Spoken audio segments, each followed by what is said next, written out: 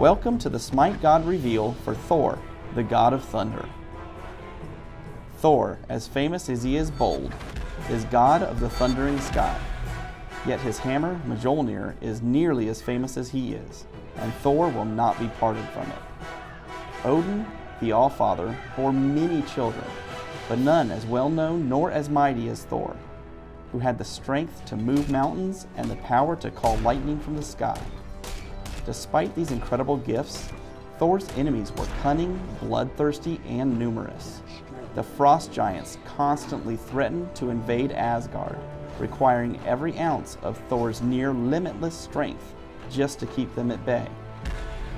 Had the tide truly turned, Asgard might have been destroyed, but a simple prank played by the treacherous Loki ended with the creation of Mjolnir, the legendary hammer, and with it, Thor utterly crushed the frost giants.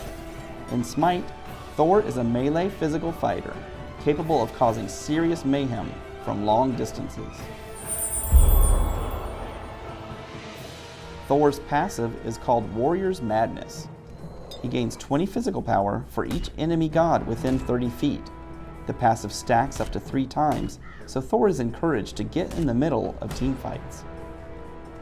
His first ability is Mjolnir's Attunement. Thor throws his hammer out in a line target in front of him, damaging all enemies in the path of the hammer. The hammer then returns to Thor, doing half the damage on its path. If an enemy god was hit by the hammer throw, they take double damage on the return path. His second ability is called Tectonic Rift.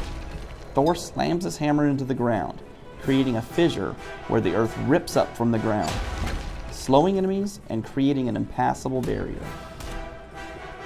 Thor's third ability is Berserker Barrage. Thor spins his hammer wildly, damaging all enemies in a close area around him. He is immune to knock-up and slows for the duration of the ability.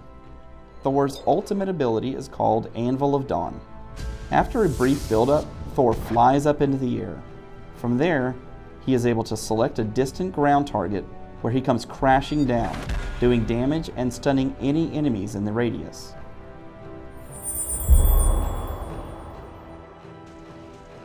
In this fight, I find Bakasura coming out of the jungle. He initiates, so I fire Berserker Barrage and back out of it. I use Mjolnir's Attunement to throw a hammer and Tectonic Rift to cut off his escape. He activates his ultimate to try to bring me down, but my basic attacks end up finishing him off. This time, I see Guan Yu initiating a fight on the enemy Agni. I activate Anvil of Dawn, target the enemy, and crash down, stunning him. Then I activate Berserker's Barrage to deal a lot of damage. I use Tectonic Rift to block his escape and secure the kill. In this scenario, I see Kali overextending against Sobek. I activate Anvil of Dawn and drop down to the fight. Seeing that Kali is low health, I cut off the croc with my wall and throw a hammer to secure the kill steal.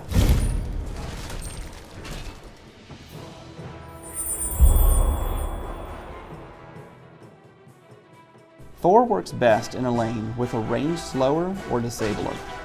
Since he is melee, he has a tough time in the early laning phase. Training Mjolnir's Attunement first allows Thor to kill minions and poke gods from range. After that, I train Berserker Barrage to help clear those early minion waves, and then another point in Mjolnir's Attunement. From there, I follow a similar ranking order, training Anvil of Dawn, Mjolnir's Attunement, Berserker Barrage, Tectonic Rift. I like to build Thor a little tanky, so normally start off by buying rank 2 of the reinforced boots and 3 mana potions for early laning. After that, I try to get a Frostbound hammer built as soon as possible to help keep my enemies close. Then I finish my boots and get Voidblade, Witchstone, Titan's Bane, and Deathbringer. Thanks for watching the SMITE God reveal for Thor, the god of thunder.